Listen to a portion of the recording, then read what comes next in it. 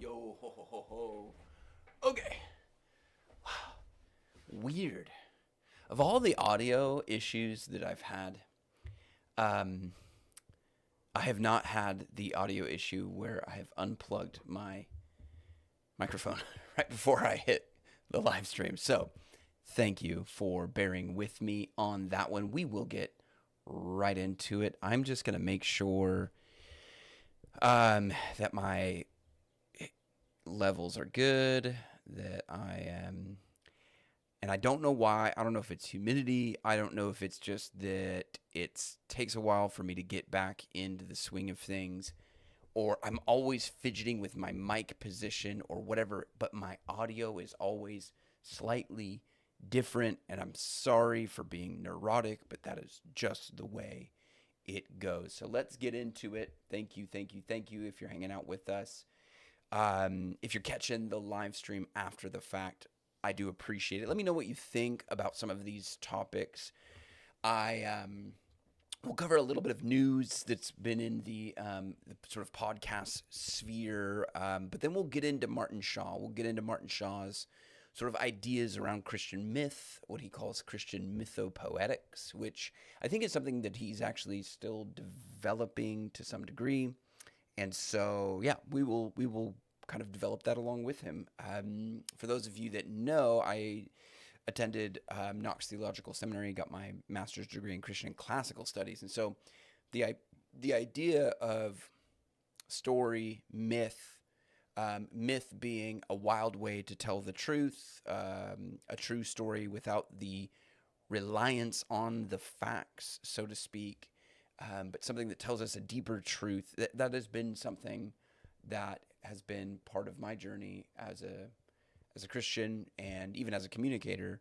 I really love this topic, and I think that it's one of the things that we are seeing in culture today. There's a movement, and there's a surprising rebirth of belief in God, what have you. And I think part of it is as we come out of modernity, and particularly within Christian circles, we look at the Bible and are rediscovering the sort of deep poetry that we encounter there in the pages of Scripture. And so that's going to be a lot of fun.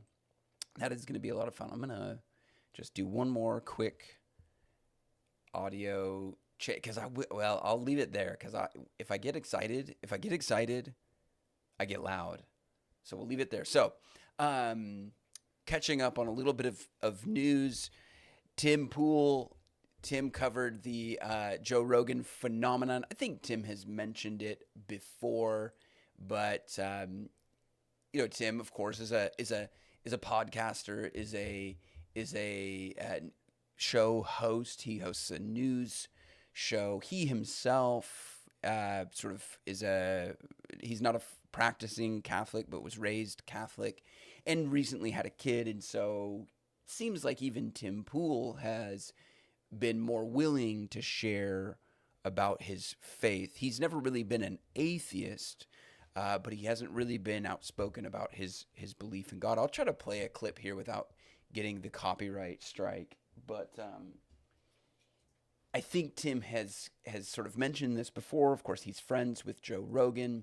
He's had he's been on sort of multi-streams with Joe Rogan and other figures. And actually, Tim mentioned something, and I put it out on X, just about the statistics around the rise in Christianity. He mentioned a few of his friends, and I was wondering if maybe he was thinking of Joe Rogan when he said this. So we'll see. Hopefully I don't get dinged by the whatever the copyright people, but. Yeah, so here's Tim picking up on the Joe Rogan theme that, of course, we sort of have been covering. It's a growing trend. Young people are finding the church expressing interest in Jesus Christ. Many people in this country are starting to become Christian or return to their faith. Notably, Russel Brand famously got baptized and is now a Christian. Okay, and I'm sorry, I'm going to do the annoying thing where I pause them and try to stay within sort of fair use. Russel Brand. Now, notice the people that he mentions, and their connection to kind of the digital communication world, the podcasting world, the world where we're exploring ideas together and essentially having to be vulnerable enough to put your ideas out there, knowing that you might be judged, you might be ridiculed.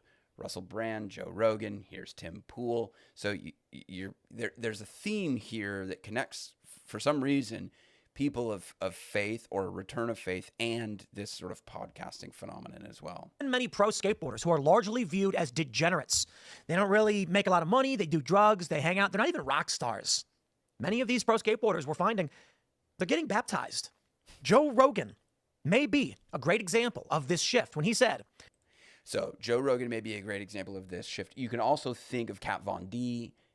We've talked about Blair White's journey as well. There are a few others that, as we go into Martin Shaw's Christian Mythopoetics, one of the things that Shaw will tell us is that myths alert us to the problem. And when the center is in crisis, the genius lives on the margins. So you see these pro skateboarders, you see someone like Kat Von D, you see someone like Blair White or Joe Rogan, not who you would think of as people going to church. And that's precisely the point. The center, so to speak, of Christendom is sort of in crisis. We're exploring what the church is in a world that has moved to a lot.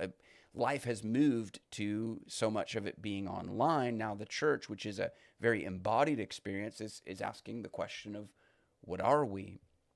And so there is a little bit of a crisis shift. There is a little bit of the center is in crisis. The genius is here on the margins. So if you hear that, you hear marginal people, you hear unexpected people, now you know, so the myth is alerting us to the problem. The center is in crisis and the genius is out on the margins. That's why we're seeing someone like Russel Brand, essentially a porn star, not really, sorry, Russell, somebody, a movie star, drugs and sex and rock and roll and the whole thing, finds it utterly meaningless. And where does he find meaning? The person of Christ. So that's hopefully a diagnosis, a sense of what's going on. And Joe is the example of this. And I've said this before on the podcast, but he is the example because his podcast is so big. And when we're looking at the soul of culture, what's happening in culture today, we can zoom in on the soul of humanity by looking through the digital city that we see through podcasting. What is up, Grim Grizz? How are you doing? Oi, oi. Hey, I like that badge. You see that nice little badge that Grim Grizz has? That is the badge of a supporter of the channel, of a member. That is lovely. All right, so back to Tim. Joe is an example of this. He's sticking with Jesus in questioning the Big Bang Theory. Now, I'm not saying Joe's a Christian guy. I'm not saying that in this article he's professing his faith in Jesus. The point he's making is that Jesus seems more probable than the Big Bang. There you go. And that's probably where I will have to leave Tim Pool. But if you follow me on X, it is there. It's in the thread. But that's it. You know, Joe, and of course, Ruslan picked up on it. I didn't really listen to a lot of Ruslan, but I did notice this one part that Ruslan picked up. It was a short that I did. He didn't use my short in his coverage, but he did point to this moment as being significant in Joe Rogan's journey. Rogan shares a Jesus song really sticks out. I found a song from 1970 that's a Jesus song. So yeah, if you go to the old Strange Theology and you go to shorts and you go to popular, you will find that this is the song. I found a song that's a Jesus song, and it fucking jams, dude. It's pretty interesting. Listen to this shit. This is from Larry Norman. Your hands are shaking while your body sweats. Why don't you come to Jesus? He's got the answer. Listen to this, though. Listen to this. It's good, man. The lyrics are good. Why don't you look into Jesus? He got the answer. Wow. Good song. Yeah, I'll probably get... Now, hopefully the copyright police won't get me because we're talking over the song. But you can hear Larry Norman's song. And this was Joe talking to one of his friends. I believe it was like Bert the Adventurer. What's his name? I can't remember. But again, you think about this. You could hear even in Joe, he's like, you know what? This is a little bit ridiculous, right? It's a little ridiculous. We all get it. But that's kind of the point is, again, when you podcast, when you do these things, you put yourself out there. You put your ideas out there, and then you get the feedback from a community of people. And Joe, how long ago was that? Look into Jesus. I don't know. Shorts are kind of annoying. Go to the description maybe. How long? We posted this October 18th of 2023. So, and I think it was pretty soon after the episode aired.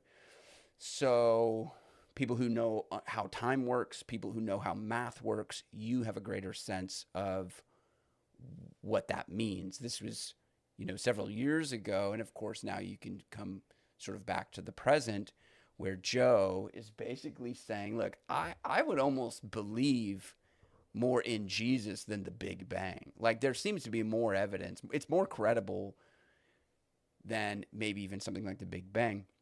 Now, in context, he's talking about the Big Bang being the one miracle we need, and then we can kind of explain everything else. And it's like, that's not really true. Let's see. We can watch this short clip. And then there's the concept that it's actually finite. It's not infinite. And it's some sort of donut shape. It Lord. goes back around eventually. But then who made all that? Right. Like, is there a God? Did God make this? Or is God the universe? Yeah, but then who made God? And Yeah, if God's the universe, who made God? If God is the universe, what is the universe does not have the qualities of that which is infinite. then that bothers me. Right. But Like, does who it made have- that thing? Is that a thing that we think that, like, because we were born and we die, that we have these biological limitations that we attach to the universe itself? No, I think we look at the universe and we go, this thing is not infinite, right? I don't know. What do you think? Help me out. We're sorting this. This is why podcasting is the sort of digital city. This is the there's no storefronts anymore, right? We're not sitting in a park bench talking about this. We have to do this sort of online. That's fair. That we see things as being built and destroyed. That there's always been something. Well, wouldn't it be crazy if there wasn't something at one point in time? Yeah. That seems even crazier. Then there always has been something. Well, and excuse me, we have this like prime mover, the uncaused cause. Let's see. This clip is way longer than I thought. Oh yeah, he's talking about the one miracle that you need, right? You just need one miracle. But yeah, I mean the philosophers worked this out a long time ago, right? You can't have an infinite chain of causal events because then you never get to the present moment. I think actually Stephen C. Meyer talked to Joe Rogan about this. The difference between science and religion is that science only asks you for one miracle. I want you to believe in one miracle, the Big Bang. Yeah. But here's the thing, though. So all you need is one miracle. And then the miracle of every human life, what is that? That is why there's a surprising rebirth in belief in God, because there is a meaning crisis. And because people who are sensitive to that meaning crisis search for meaning beyond reductionist natural explanations, like the rationalist reductional, what am I trying to say? Reductionist rationalism, rational reductionism? One of those. Pick one. That's a good one. It's a great line. Yeah. It's because it really is true. Yes. And it's funny because people would be incredulous about the resurrection of Jesus Christ, but yet they're convinced that the entire universe was smaller than the head of a pen, and for Right. no reason that anybody's adequately explained to me that Yeah. makes sense. Yeah. No. Instantaneously became Yes. everything. Yeah, and why did it change, right? That was always been my question. Why would it have changed? Like, so if you go back, we had said, of course, this is the natural progression, right? I'm sticking with Jesus. Joe Rogan continues his natural journey from dragon believer to the resurrection of Jesus. And if you get now, I don't know, maybe this is cringe, but I did a video, and no, it's not this one. It's not this one. It's not this one. It's this one. How long ago was this? It's going to show an ad. I'm sorry. No, it's not. Oh, sweet. Now, if you want to watch this video, I'll link this in the description. This was 5 months ago when Joe Rogan, he said, I want to believe in dragons. I want to believe that dragons are real. And so you hear that. I want to believe. I want to believe. Why? Because if all we have is one miracle, then what about all the other miracles? And I don't get to call them miracles. And so what are they? Just natural phenomenon. So when my child is born, what is that? It's just a natural phenomenon. Your child is insignificant. He's the end product of a process that didn't have him in mind. Well, I'm sorry, but I reject that wholeheartedly. It has more explanatory power to say that's a miracle. My child was born. Even if some people will say, well, you're just sort of putting the word miracle in there as a placeholder for your own ignorance. It's like, no, I think once you accept those miracles, then the journey of true knowledge begins. It's not the absence of knowledge. If you insert God as the answer to your question, that's not the end of the conversation. It's the beginning. And that's why I think Martin Shaw, Ian McGilchrist, I think that's why Lou Marcos, I think that's why C.S. Lewis, I think that's why Michael Heiser, these people have a powerful voice because they're realizing that, yes, we might talk about Christian myth, we might talk about the Bible as poetry, but that's actually the beginning of a great adventure into a deeper understanding of who God is, who we are, and how history is going to work itself out, or what have you. And so I hope I put the chat replay. I always forget to do that. I'm sorry. So anyway, the link is there. And of course, if you're watching the replay after the live stream, I'll put it in the description. But that was the Joe Rogan Dragon Believer, where we sort of predicted that once you start to believe in dragons, belief in the resurrection is not that far off. That's the point. This topic reminds me of Lewis when he wrote on the mythology of atheism. Yeah, where was that? I was actually talking to a friend of mine, shout out to Mark, about Lewis today. He is reading the Planet Narnia book, and I was talking about Lewis's. There's a book on Lewis's the medieval cosmology of C.S. Lewis. Very interesting stuff. Yeah, and Lewis would be another one to sort of study in this world of Christian mythology. So that's the news with Joe Rogan. Of course, I tend to follow Joe's journey. I find it interesting. I find his podcast interesting. But again, I do this to study where we're going in culture. We're looking at the soul of humanity, just as in Plato's Republic, Socrates suggests that we need to look at the city in order to zoom into the soul. Today, we are looking at podcasting. Joe, Tucker Carlson,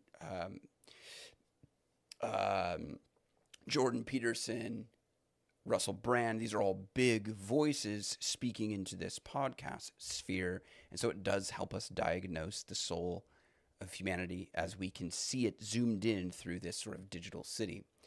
So that's kind of the update there on Joe. There, we can close that. I think we can close this. Maybe we'll, I might do a separate thing on Tim's commentary because he did point out some interesting stuff a few live streams ago. And here we are. So we were just talking about how podcasting helps us see the soul.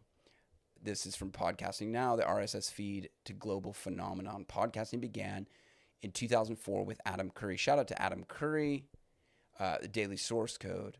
By 2013, Apple's iTunes hosted 250,000 podcasts. You know, some of the first podcasters were Christian missionaries. Today, 4 million shows reach 500 million listeners driven by storytelling and niche content. I had not realized that he put that in there. I had not realized that. Driven by storytelling. Why? What? We are refinding the power of storytelling in myth. Of course, again, a myth is a true story, a wild way of telling a true story. So I thought that was fascinating. And that takes me into, and I'll just do this really briefly, and we'll get really into Martin Shaw. The Tucker Carlson comic Dave Smith interview is crushing Jordan Peterson and Douglas Murray. And I don't know why. I won't try to assume I understand why. I would really like to get Paul Vanderklay's feedback on this. Jordan has 4 million YouTube subs. The video has been out longer than Tucker's by a few hours, yet it lags behind by over 200,000 views. That's as of 11 hours ago, and 10,000 likes. So what does this tell you about the current cultural moment? I don't know, but I do think part of it, at the very least, part of it is Jordan's fall. People are not listening to Jordan Peterson as much as they used to. Just, that's the fact. That's the fact. And I wonder if it even coincides with the gospel series that he did, which is so funny to think about, right? Jordan did Genesis, and it was ahead of its time. People, even my brother, was like, you got to listen to Jordan Peterson. He's doing something with the Bible that a lot of people are starting to connect something to the Bible. They're starting to see the Bible in a different way.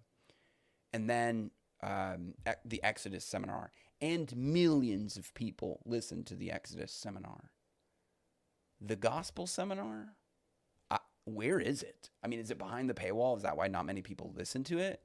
But also, I think in the meantime, Jordan has just, I don't know, fallen. I would love to hear Paul Vanderklay's thoughts on why this is. It's interesting to witness Jordan Peterson's influence fall off considerably, particularly after he produced the gospel series.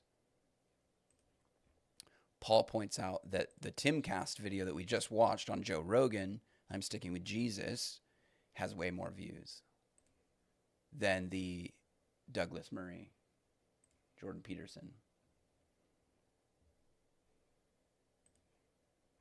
That's what Paul Vanderklay. I mean, I don't know what he's pointing. He's pointing out something that he had already mentioned. But yeah, I'd love to get Paul's thoughts on that. And then, shout out to Michael Satori. The real question, guys, is what's going on with this one? Less than 50 views. Come on. This is a good, I actually haven't watched it. Sorry, Michael. I'll get to it. So anyway, there's something going on. What is happening in the attention space of podcasting when you see someone like Jordan Peterson, who honestly not that long ago had the attention of millions of people? Now, he doesn't. Has he lost?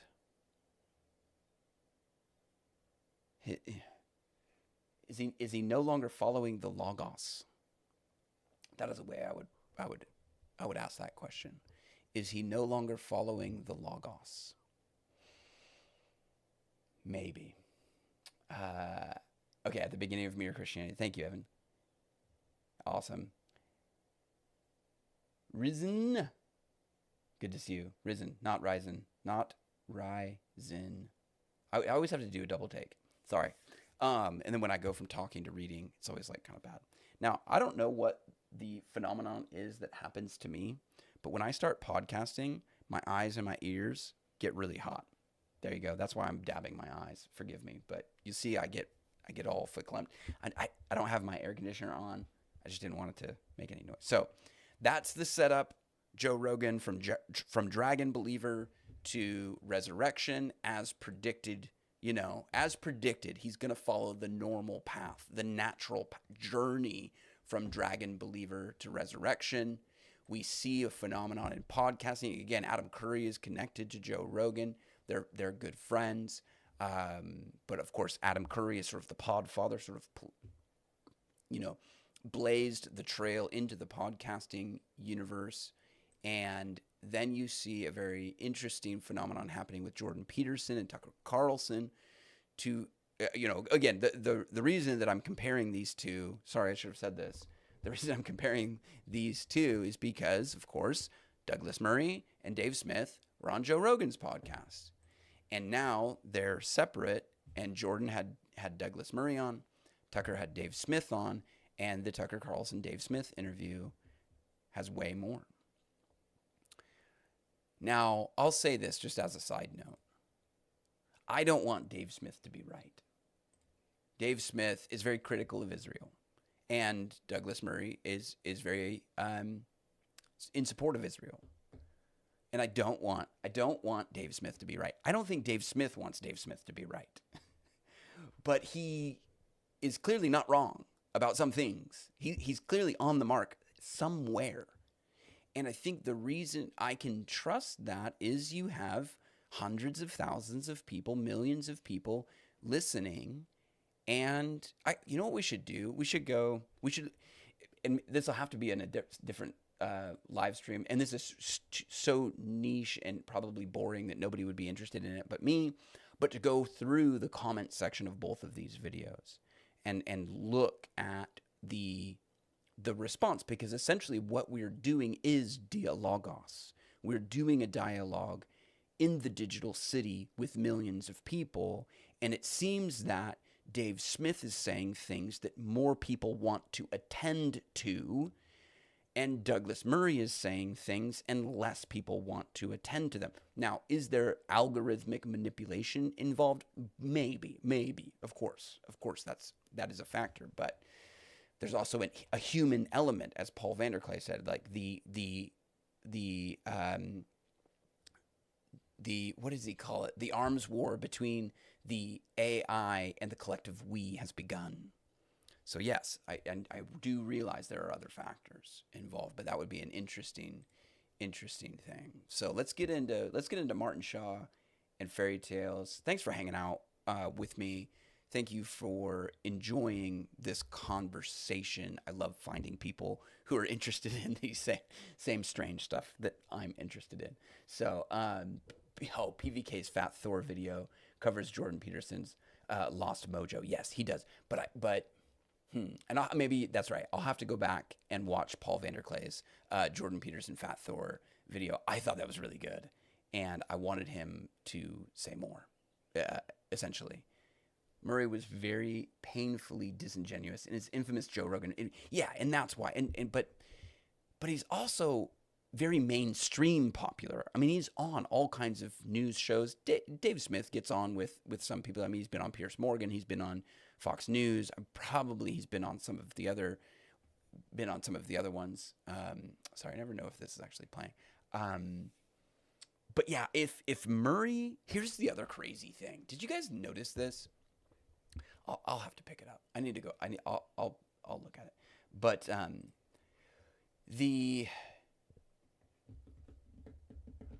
if Douglas Murray started his conversation between Joe Rogan and Dave Smith the way he started his conversation with Jordan Peterson, I think he would have come off a lot better. Now, here's the other weird thing. I have never heard Jordan Peterson so quiet in an interview. You guys who listen to Jordan Peterson, you guys who are aware of Jordan Peterson's phenomenon, I think even Paul Vanderklay brought this up in the Fat Thor video that we were just talking about. I have never heard Jordan Peterson listen for as long as he did with Douglas Murray. I want to say the first 10 minutes is a monologue from Douglas Murray. Maybe, with Jordan kind of peeping in there. Peeping in? Anyway, saying short sentences. But if you've listened to Jordan Peterson for any length of time, you know that he brings people onto his podcast to listen to himself talk. And I'm sorry, Jordan, I know that sounds mean, but you really do get that sense. But when Douglas Murray showed up, Jordan just sat there and listened. Now, we can put our conspiracy theorist hats on. I think somebody coached him. I think somebody said, look, we need Douglas Murray on. He's going to promote his book. And listen, Jordan, I just want you to shut up. I just don't. You need to give him a chance to lay out his argument, let's say, lay out his vision, lay out why he wrote the book. Don't interrupt. Don't, do all this other stuff. So I honestly think somebody coached Jordan Peterson before the Douglas Murray interview and told Jordan not to talk so much. And then they get going, and then they sort of have a dialogue. But it really did strike me. Did you guys catch that? For those of you that listened to the Jordan Peterson, Douglas Murray one, did you notice how quiet Jordan Peterson was for the first time, seemingly ever? Maybe not ever. I'm being a little unkind, but that was just weird. It was weird. So again, if Douglas Murray had approached the Joe Rogan interview the same way, at least he was allowed to approach the Jordan Peterson interview, I think a lot more people would have heard Douglas Murray's side. Now, I thought the very last 45 minutes of the Joe Rogan, Douglas Murray, Dave Smith debate, I guess, I thought Douglas Murray had some very strong points, particularly when he told stories of the events that he's witnessed. Those are powerful. And it's, again, I don't necessarily want to do a rehash of this. I think I did a live stream on it, but it's like tribalism sucks because nobody's tribe is perfect. So it's like, can you blame this tribe over here for doing bad things? Yes. That doesn't mean your tribe did the right things. Both of these tribes have done wrong things. So this tit for tat tribalism doesn't help us actually diagnose what's really going on. So I do think, I hear Douglas Murray, I hear Dave Smith, and it is just unfortunate that sometimes that's the way it happens. I think we can get better. I think we're doing that. I think that there are signs that we are getting over that kind of thing. So yeah, it's like, oh, I can't criticize this group because this group is my tribe. It's like, no, you can do that. When your tribe does something wrong, criticize them. So anyway, I went off on a diatribe there. Forgive me. I've missed your streams and perspective since the third or fourth trimester, and I'm mopping up. Thank you. Well, I appreciate it. Peterson has people on to actively synthesize their thoughts. He takes an active role. You're right. I do think that. But yeah, he does talk a lot. He does. I see that is Peterson's sort of method. It is interesting to go from listening to Joe Rogan to listening to Jordan Peterson. Joe Rogan listens. I mean, the guy he's a very good listener. And if you go back on to my Twitter, Annie Crawford had mentioned something about Joe, sort of not being sort of a professional in the sense of he was not trained in dialectic. He wasn't trained in sort of this school of philosophy, but I do think he has trained himself through his podcast. I think when you listen to people for thousands of hours, as Joe has, you do become a dialogtician, if that's even a thing. You become a good interlocutor, a good person to synthesize ideas, like Risen is saying,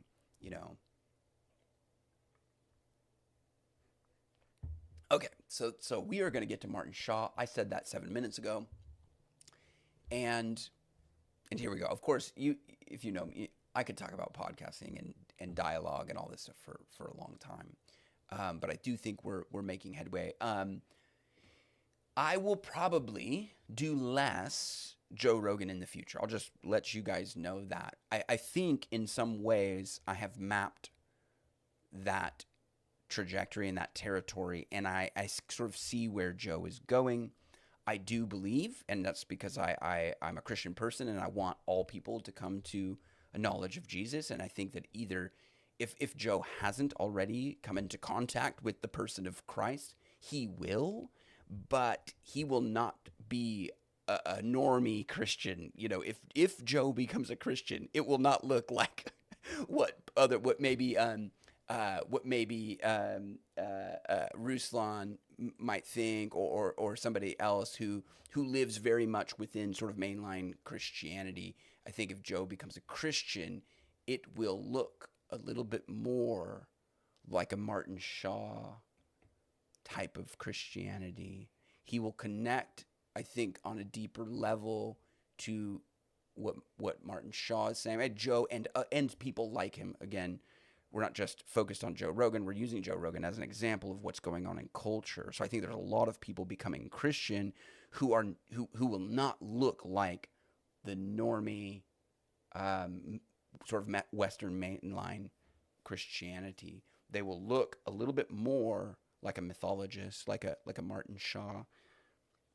So let's listen to some of Shaw's thoughts here. Fairy tales will alert you almost immediately to what the problem is. And the problem in our story is that we have something that is generative but has run dry at the center. So we have a kingdom or a queendom where they can bless other people, but they themselves have slowly become infertile in some fashion. And I wouldn't overly literalize it into, the business of having children. Something in you is no longer generative. Many of us do that. Many of us in the caring professions end up in this irony of irony. We give to everybody else, but something is no longer generative within us, for us. That is such a so I've been in Christian ministry for 25 years, and when Martin Shaw said this last part, it really rings true for me. Sorry, I'm going to play it again because I sort of jumped the gun here because I got excited. Many of us do that. Many of us in the caring professions end up in this irony of irony. We give to everybody else, but something is no longer generative within us, for us. We give to everyone else, but something is no longer generative within us, for us. He's going through the story of Tatterhood, and the king and the queen cannot have children because their room is too lofty and high up. They're no longer grounded. They're not in the midst of the polis, the people. They're not in communion. Maybe going back to trying to diagnose why Jordan Peterson has fallen off a little bit. The king and queen can't have children, so they love their kingdom, but they can't make that donation to the next generation. They can't raise up the next generation. It's because they've sort of become disconnected. But you hear this first part also about the myth. Myth, stories, fairy tales will alert you to the problem. And when I hear that, I think John chapter 1. In the beginning was the Word was with God. He was with God. All things were made through him. Not one thing that was made that has been made. In him was life. That life was the light of men. The light shines in the darkness, but the darkness could not comprehend him or apprehend him. That's the problem of our story. That's if our life is a myth, the issue is the light has come into the darkness, but the darkness does not understand it. Now, not to spoil the story, John begins his gospel and ends his gospel with the same theme, essentially. So the word enters into the darkness can't grab a hold of him, but at the end of John's gospel, one of his followers, Mary, grabs a hold of him.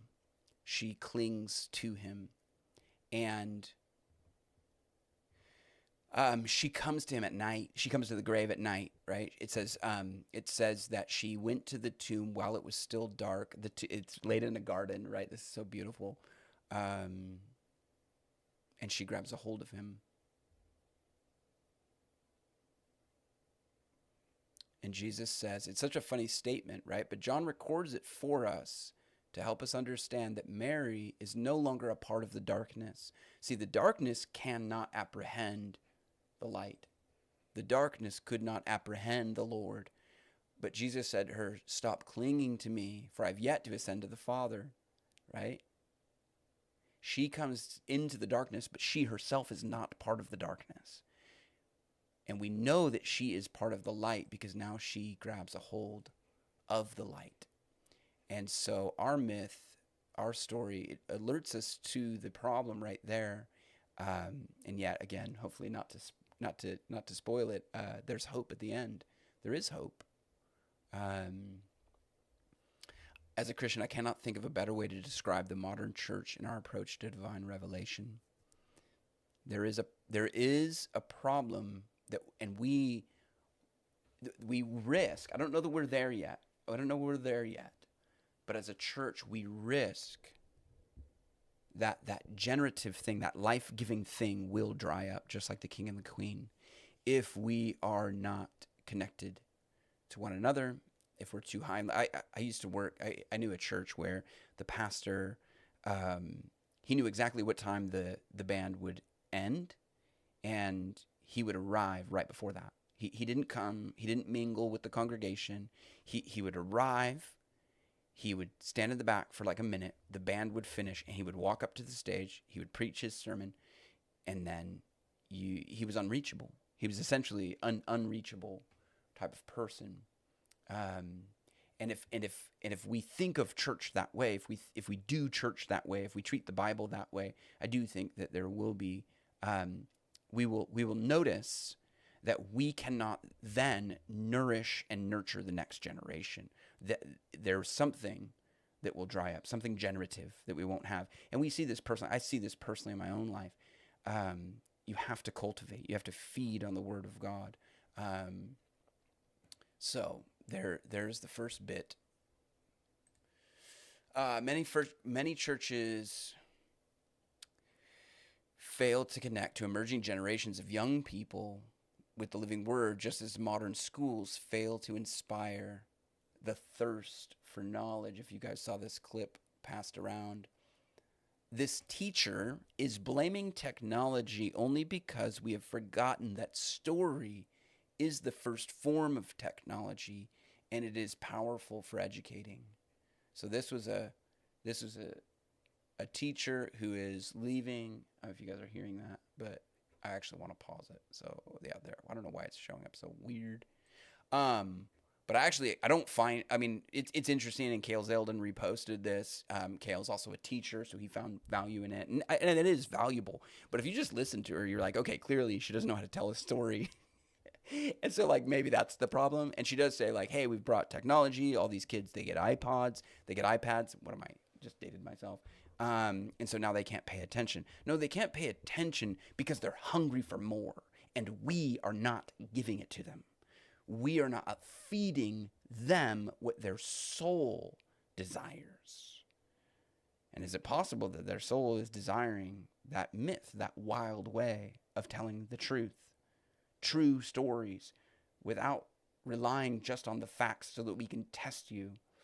Young people are deeply hungry to reconnect to the wisdom of the ancient past. But the older generation has failed in our duty to pass that on to them. Wall Street Ape says, this woman is a teacher of 10th grade high school America. She's leaving the profession. She says kids can no longer read proficiently. They won't pay attention. They won't listen to authority. They don't think the Declaration of Independence is important. Why? Because they can't locate themselves in the story. What does the Declaration of Independence have to do with me? How am I connected to that history, that story? If you cannot show me how I am connected to that story, then don't give it to me. They're writing their papers with AI like ChatGPT, They don't know math. They don't care about history. They don't care about history. And yet Joe Rogan, when he does Graham Hancock episodes, they get millions of views. So yes, they do care about history. They just don't care for the system whereby they are ingesting history. They don't care for that. It has lost all myth. It has lost all storytelling. It has lost all meaning. This video goes over exactly what's going on. No, it doesn't go over exactly what's going on in high school classrooms in America. It is right in its diagnosis of the problem, but it has no prognosis. This video has no prognosis for what we do from here. She just leaves. She leaves. It's just been a really poor experience. This generation is really tough, and I will admit that I'm just not cut out for it. Okay, so some of you guys know this. I work in student ministry. Anyone who starts now will be a teacher from here on out with a generation that we're teaching now. I commend you. One of the things I tell other student pastors is when they say, how do I get students to pay attention in Bible study? How do I get students to take seriously the Bible? How do I get students to love the Bible? My first question is always, do you love the Bible? Do you love it?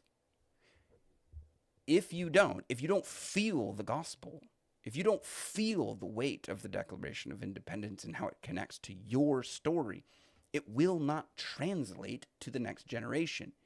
The reason these young people are not revolting, they're rebelling. Why is this so? Oh, it's because I'm zoomed in. Anyway, I'm not going to watch the clip because I wouldn't take a class from this lady. I just wouldn't. She's just not that interesting. I think she is rightly bringing up a true problem that we have. But I think this video goes over exactly what's going on in high school class. No, you've completely missed what's going on in high school classrooms. And I fear that the church, again, might completely miss what's going on in our student ministry. Just as Martin Shaw has told us, the myth alerts us to the problem. The center is in crisis. What do we do about that? How do we re-find community if our lives have become too separated? We're too high off the ground. That's the story of Tatterhood. Of course, Martin Shaw calls it Tatterhood. I can't do the Irish thing. So, okay, I will catch up on chat. It's good to see you guys. Thank you. If you have a question, maybe just all caps question or something like that, but I do appreciate it. I do see you guys. And I will catch up here in a second. But yeah, I think that I see the same problem in churches, but I think the church has a distinct advantage at this particular time because we have the true myth. The myth made fact, as Lou Marcos would say, or C.S. Lewis would say. He wrote the book, though. He wrote a book called that. We have the great poet and the great poetry. All right, let's get back to Martin Shaw. Otherwise, this live stream we'll be here late into the night talking about myths and poetry and stuff. Let's get back to Martin. Wait, what was my? Let me read this first, and then Martin Shaw points out that when the center is in crisis, the genius lives on the margins. The center can't fix itself. That's why knights are always leaving Camelot, and that's why to leave Camelot requires bravery. That's why Joe Rogan's podcast is popular. That's why Douglas Murray, when he speaks, it's not that popular. I don't sense that Douglas Murray is being vulnerable, that he's approaching with courage, sharing his ideas, knowing that people will be critical of him. He's sharing his ideas, saying, get in line, listen to what I have to say, I'm right. Whereas somebody like Joe Rogan, I hear a level of courage. So it will take courage. It will take courage to move out of the center. I think one theologian who I could point to right now who did this, I think, really well, was Dr. Michael Heiser. He did theology bravely, even if that meant that he did theology unconventionally. He looked at the Bible bravely, even if it meant he sometimes looked at it unconventionally. I think we'll need more theologians and more Bible teachers to do that. To journey out of the center into the wild. We come to a fundamental truth of the mythic imagination now. When the center is in crisis, the genius lives on the margins. The information we require always comes from the edge of things. The center can't fix itself. It's why the knights are always leaving Camelot and heading off in all of these different directions. In myth, a beach is a liminal place, because a beach is neither quite the land and it's neither quite the sea. The tree line is a liminal place because it's not quite the garden and it's not quite the deep forest. Storytellers, as I've said before, always exist on the hinge of things. We come to a fundamental truth of the mythic imagination now. When the center is in crisis, the genius lives on the margins. The center is in crisis. The genius lives in the margins. Jesus did this. Jerusalem was in crisis. The temple was in crisis. The center was in crisis. And at that moment, Jesus enters into human history. And you notice that sometimes he's walking through the wilderness. Maybe not sometimes. He's often walking through the wilderness. He's not in the city. He's in the liminal space between the city and the wild. He is on a boat, on a beach, preaching to a crowd who's on land. Jesus embodies this bravery. Of course, he didn't have to leave his heavenly kingdom. He didn't have to come into proximity to our problem, our sin, our disturbance, our bewilderment. Again, in the story of Tatterhood, the king and queen they're too high up. They're up in their castle. They don't descend. Well, they do eventually in the story, but I don't want to ruin the story. You can go to Martin Shaw's channel. It's called Jawbone. It's lovely. Check it out. I took a class with Martin Shaw that was presented on the Symbolic World. You can check that out as well. I believe it's still up. The king and queen have to enter into proximity. And then what happens is something very much like the ministry of Jesus. Jesus gets into a boat. He gets onto the beach. He gets into the liminal space. He gets onto the edge of the wilderness. Again, he's not feral, but he is not domesticated either. He is a hinge person. And we, as his followers, are called to be the same. We are called to find that genius on the margins and reincorporate it into the center and re-envision the city and re-envision the town and the center.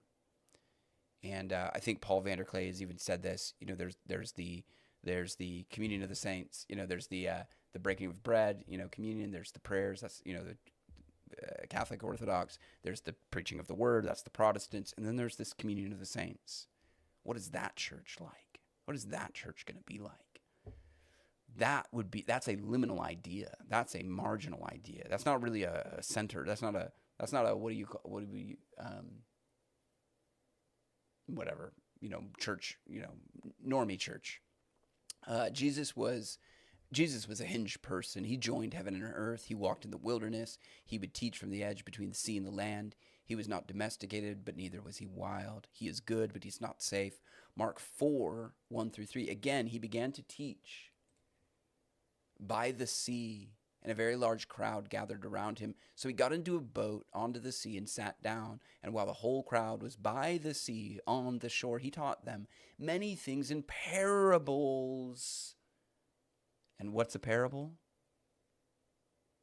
It's a wild way of telling the truth. It's a true story without the use of facts. It's a myth. It's a story.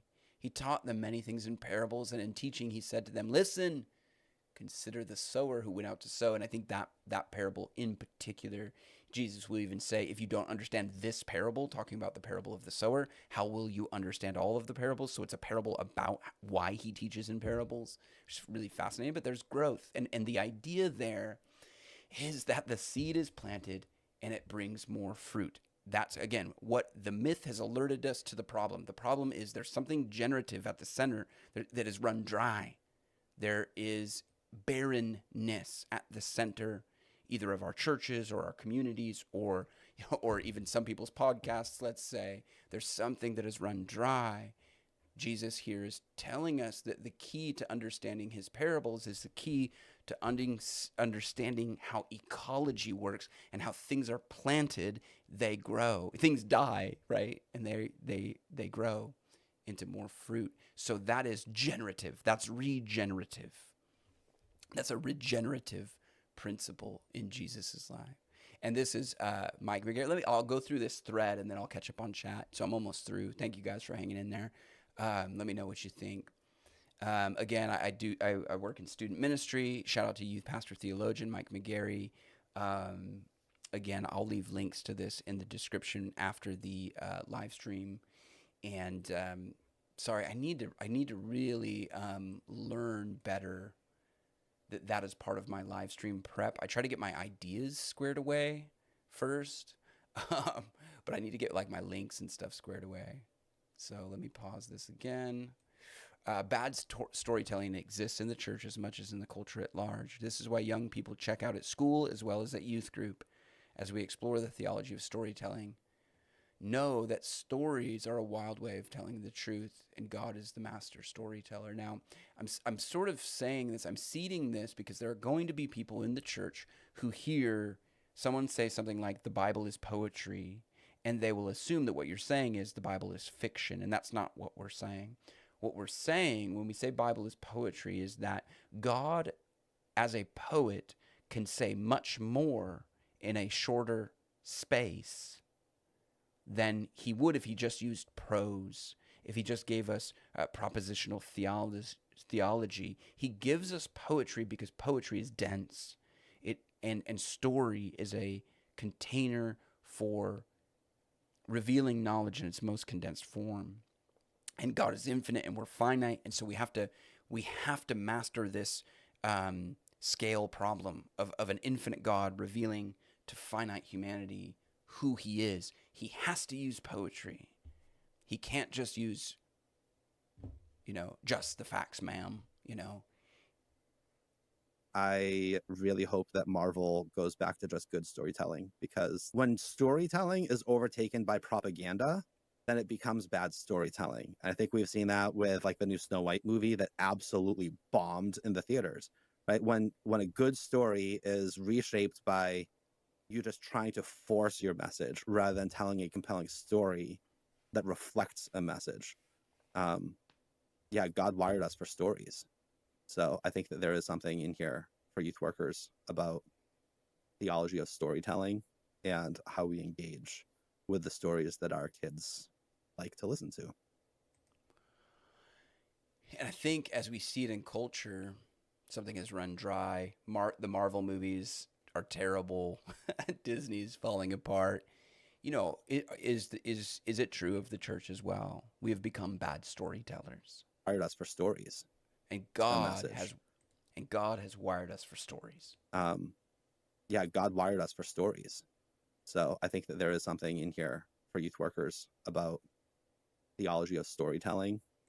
So there you go. Shout out to Mike. The theology of storytelling. That's essentially my project moving forward. And then I quote Shakespeare, the poet's eye in fine frenzy rolling doth glance from heaven to earth, from earth to heaven. And as imagination bodies forth the forms of things unknown, the poet's pen turns them to shape and gives to airy nothing a local habitation and a name. The word becomes flesh. The worlds were made by the word of God, so that which is seen is not made out of that which is visible. It just goes on and on and on. It's such a theme in the Bible, and it's such a shame that we've missed it. The Bible is poetry. It's not propositional theology, as I've said. God is a great poet, and he makes worlds with words. You can look at Hebrews 11:3. That's what I just quoted. Ephesians 2:10. You are his workmanship. You are his poema. John 1:1, which we've talked about. Genesis 1:3. God said, let there be light. God said it. Because of this, the Bible is not only true, it's the precondition for the manifestation of all truth. Now, I'm actually quoting Jordan Peterson from back in the day.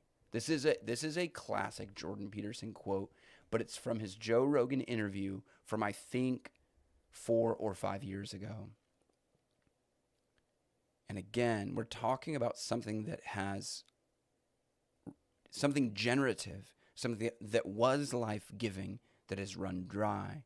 And I didn't really plan that for this live stream, but I see that, I think that might be the diagnosis for Jordan Peterson's work right now. It's just missing. It's not hitting the way it did 5 years ago or longer. When he said this on Joe Rogan's podcast, I stopped. I was walking on a trail, and I physically had to stop myself, rewind it, and I think I listened to it 3 or 4 times.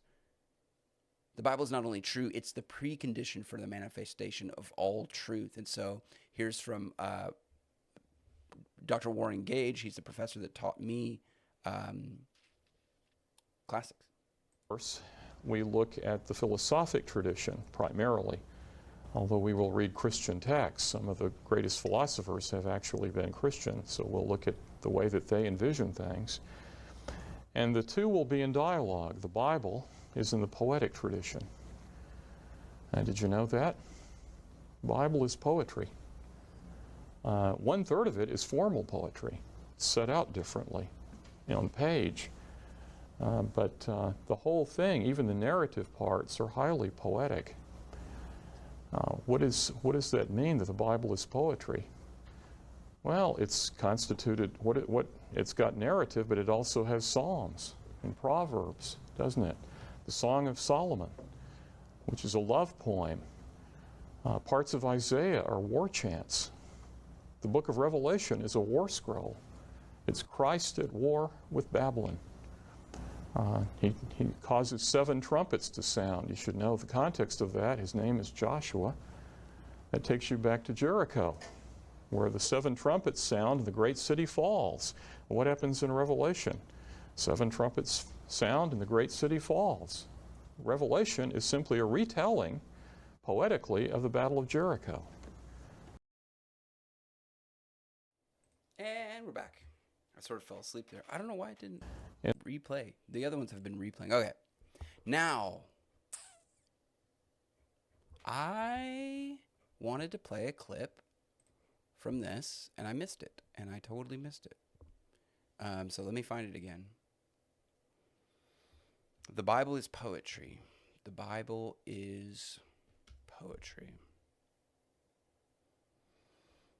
Now, I have this clipped out somewhere that would allow me... You know what? Maybe I did. I didn't render it. I didn't render the clip. So sometimes YouTube does not... They really doesn't like it when I play the live clip. So the Bible is poetry. Now, here's my thought. We have lost that sense that the Bible is poetry. Our sort of Christian storytelling tradition has gone away, and which is so sad because, well, I don't know why. It's just sad. We have become, so Ian McGilchrist is a great person for this conversation because he deals with the 2 hemispheres of the brain, the right brain and the left brain. The left, if I'm getting this right, is, the left is going to want to manage things. Again, we're talking about the difference between the domestic city and the wilderness, the garden, the wild, and Jesus being this sort of liminal figure between the two. I almost wonder if that same tension, that same push-pull is not seen in the 2 hemispheres of our brain, the left and the right. We need both. But if the left becomes too dominant, which McGilchrist's thesis is that we live in a left brain dominant society where we just want to manage and control things. We want to understand them and grasp them. Again, as we teach the Bible to young people, as the English teacher in that clip from Wall Street Apes is saying, I can't teach these kids. As we go into this left brain dominant culture where we just want the facts, we have abandoned the abstract, the intuition, the myth, the left and the right brain communicating to each other. Now, it's really interesting. Martin's question here is a left brain dominant society or culture Luciferic? What do you think? I think in the sense that you've built up to it over many hundreds of pages, the notion that a completely left-brained society, I can't call it culture, but a society would have almost a Luciferic intelligence to it. And something that you've also said, and I remember this from The Master and the Emissary, you were saying historically, there's been two situations where we've completely succumbed to that. The end of the Greek, the Greek civilization and the end of the Roman, but now possibly the peril is even greater now. Yeah. So again, we're trying to alert ourselves to the problem. It's interesting because one of the things that I've done during this podcast is look at Francis Schaeffer's work, and he really does compare America today. Well, of course, it was in late 1970, early 1980, America of then to Rome, 2,000 years ago, and is this sort of left brain dominant society just going the way of Rome, or is it even more profound today? Yes, I mean, I'm not sure that I'd go so far as to say that I wouldn't really know enough to be able to say that what I know of the end of the Greek civilization and the end of the Roman civilization were exactly Luciferic, or that a Luciferic force was unleashed. But I think that the narrowness, the sort of paucity, the poverty of thinking that comes from the left hemisphere and its obsession with only one value, that of use and power. That only one value, that of use and power. Sounds Luciferic. Sounds like take the fruit, right? I want to get to a part, so I'm going to have to skip a little bit, and I do apologize. It's sort of annoying. You see civilizations control only a kind of machine thinking, even in an era when machines were not that important. That was the problem that the teacher in the Wall Street Apes post said. Oh, we've given these kids tools, we've given them machines, we've given them these devices, and now they think like machines. Yeah, because you gave them the wrong tool. The first tool that you're supposed to give the emerging generation of young people. We do this to little babies. We give them stories. That's the first tool. So the problem is not technology. The problem is that you have the wrong technology and you're misapplying it. Starts to become manifest in those cultures and the things that they had. But I do think that now there is something Luciferic. I mean, I don't want to sound, as people say now, sort of woo-woo about this, but I've got to be true to experience. I think in my life I've come across evil, and I don't think that it's in any way adequate to say that it's just an absence of good. Okay, so this is actually touching on the same principle that Joe Rogan was touching on. So Ian McGilchrist, right here, he's saying, I've seen evil. I've seen it. And just to explain it as the absence of good, to sort of explain it in a philosophical sense, doesn't have the explanatory power. There's a cosmic battle going on. There's something more to this evil. And why it clings to me and my soul also. But Joe was basically saying the same thing. It's like, okay, we want to give one miracle the Big Bang, but does that have the explanatory power? You might as well believe in the resurrection of Jesus at that point. If you need one miracle to explain things, you might as well allow in all the miracles. because it doesn't have the explanatory power. And so I didn't really want to end on that sober note. We can here I tried to get a little bit of a sense of what Martin Shaw's what is meant by Christian mythopoetics. Christian mythopoetics, this is just from Grok, as articulated by mythologist Martin Shaw, is an approach to Christianity that emphasizes its mystical, imaginative, and narrative dimensions, viewing it as a living dream or a mythic framework that resonates with the soul's deepest longings and the wilderness of existence. There you go. That's the wilderness place that we find ourselves in, and the darkness that cannot apprehend the light, cannot comprehend the light, the evil that even Ian McGilchrist is talking about. Shaw, as a storyteller, as an Eastern Orthodox Christian, interrogates his lifelong engagement with mythology and folklore. Integrates his lifelong engagement with mythology and folklore into the enchanted understanding of Christianity, seeing it not as a rigid doctrinal system, but as a transformative, poetic encounter with the divine that aligns to the human experience of story, wilderness, and mystery. I think there's something to that. I think there's something hopeful that we have. That is the re-enchantment of the world that we seem to need. Is it not? Is it not? Is it not? All right. So let's see. Where do we go from here? Shall we go? Let's go. I've been trying to explore storytelling with my kids. Let me just do this, because I like to end a little bit on, yeah, there we go. Now, what's interesting, we just talked, I think I can close all of these. I'll just put this at the very end. I think I can close all of these. But, McGilchrist just brought up the topic of pain and evil in the world. And so let me, I can point you to this video. Suffering is not our enemy. And one of the people I used, one clip that I used there was from from Dan Allender. And he talks about how stories heal.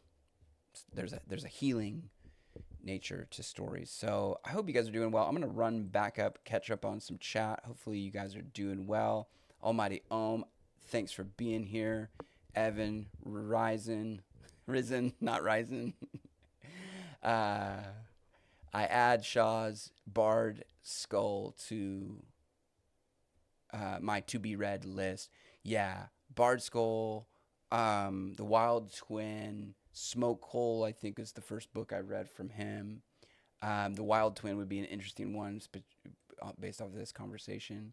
Let me see if I can get this chat hot here. Like my father was a millwright and a mechanic and never fixing our vehicles. Interesting. That is mythos, stories that we tell and live. Yeah, we're meant to embody them. And I think that's part of Dan Allender's project, is that part of the healing process of stories is there's an embodiment to it. And of course, we, to embody the great myth, to embody the sort of myth made fact, follow the story of Christ. You see his story in your story. You can locate yourself on the map of reality. And so you're not dismayed when conflict, bewilderment, and trauma inevitably comes. The kids are not engaged. The passio, all-consuming passion for knowledge and growth. Yeah, clearly children can sense on some level that their education has become detached from reality. Yeah, detached from the lived experience. Do you feel the gospel? The other one would be like, you have to live it. You have to find a way to live. And I think you do that even with math and English and everything else. I appreciate how you built to this point. I got to bounce. All right, man. I'm sure that was like probably 30 minutes ago. Yeah, be in love with the stories I share with him. Love it. Love it. That's so good, man. Pass the stories on to the kids. I agree. The missing piece is you will see my faith through my works. Yeah, parents and teachers with passion. Yeah, well, it's a And that's the thing, is it's not even like we try to be generative. We just are generative. So the seed grows. How does the seed grow? Not by me trying to force the seed to grow. No, maybe I prepare the soil, maybe I attend to the growth of the plant and all this other stuff, but it wants to grow. So we want to embody this. We want to see evidence of the gospel lived out in our lives. I want people to look at me and go, oh, there's something different about that guy. Like, what is it? Oh, it's Jesus. I mean, we even see that in the disciples in the beginning of Acts. It was obvious that they'd been with Jesus. A tori is a gate in Japanese. Satori is insight. Is that Michael Satori? Tori is any space that you live in liminal. It's not the space that transforms. That is within. The kingdom is within. That is a good observation. That is a good observation. But are we ambassadors to that kingdom in some way? The already but not yet kingdom, maybe, which would make it still kind of liminal. But I do see that. Yeah, it's the space within. The left hemisphere views the microcosm and mistakes. Views the microcosm and mistakes it for the whole. The right hemisphere sees the microcosm and lets the microcosm arise within. Left hemisphere views the right, the mythos, the forest, the song. Left, the map, the leaf. Yeah, the notion together, the journey, the tree, the music. The notion together. Yes. Oh, journey. Okay, so you would have a forest and a map, right? Okay, that's good. Truth is not found in the part nor the pattern, but in the interplay. The parts as seen through the pattern is revealed in the part. Well then, till I'm a mythopoetic Christian. Maybe we are. Deuteronomy 5:29, we have the skill in God as the heart. All right. Let's check it out. Maybe we'll end with some scripture. We will end Deut 5:29. Oh, that they had such a heart in them, that they would fear me and keep all my commandments always, that it may be well with them and with their sons forever.